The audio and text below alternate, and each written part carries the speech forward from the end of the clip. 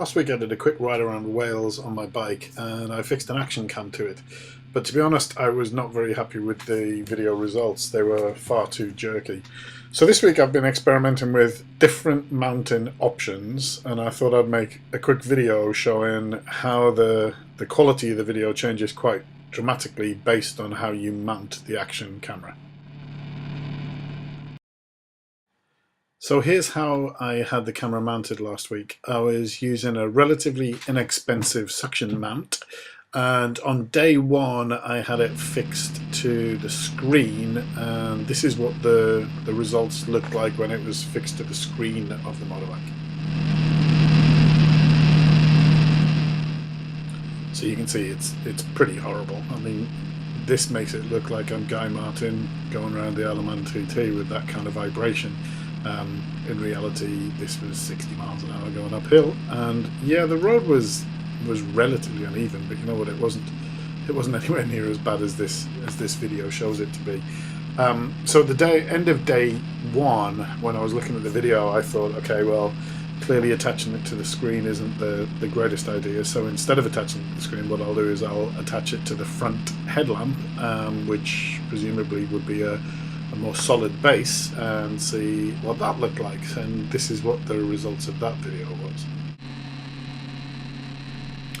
So as you can see, not really a great deal of difference. In fact, no difference at all as far as I can tell, whether it was attached to the screen or whether it was attached to the headlamp. The resulting video was considerably too jerky.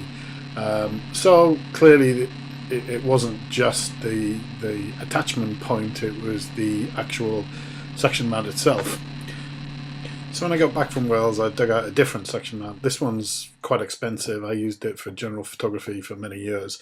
It's much heavier and much bulkier, and I was thinking that maybe if it is heavier, it'll provide a more solid platform on which to make some video. So I did 2 runs with it. The first time I attached it to the screen, and this is what the resulting video looked like.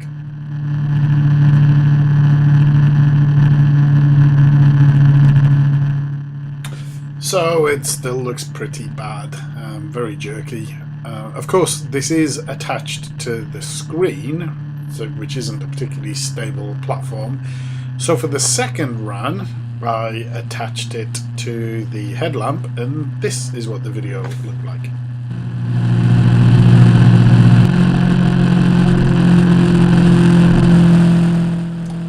So it doesn't look substantially different to me. Looks pretty much exactly the same.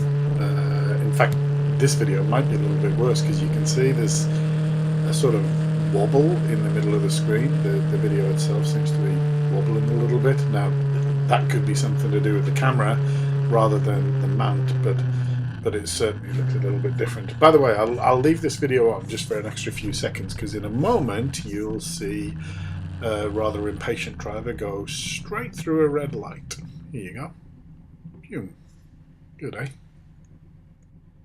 Anyway, by now it was becoming obvious to me that the suction mount wasn't going to work, and I needed to find some part of the bike that was a lot more stable where I could attach the camera. So, first of all, I tried the engine bars. I used the little plastic clamp that came with the camera, and this is what the video looked like.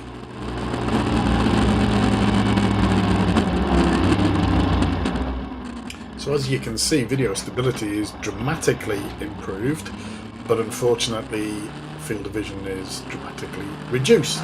And in fact, although it looks okay when you're on a straight road, on those right-hand bends it looks really horrible, because you can't see the bend come and you can't see the bike go around the bend.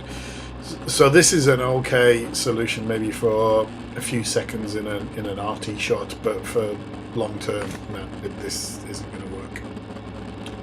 So I tried one more thing, and I put one of the sticky mounts underneath the fairing around the front headlamp. Now there's a couple of problems with this. The first one is you're putting your trust in the 3M adhesives to hold them securely onto the bike. The second one is the camera is upside down in this position, so you need a camera that can either flip the image in camera, or you're going to have to flip the image post-production. But here's what the video looks like.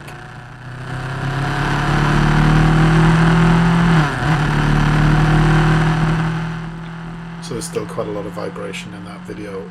It's definitely an improvement on the suction mounted video, but it certainly is a long way from perfect. It's what I think I would describe as a compromise. It's not quite as bad, but it's certainly not good. I think I still need to keep searching and seeing if I can come up with some other solution.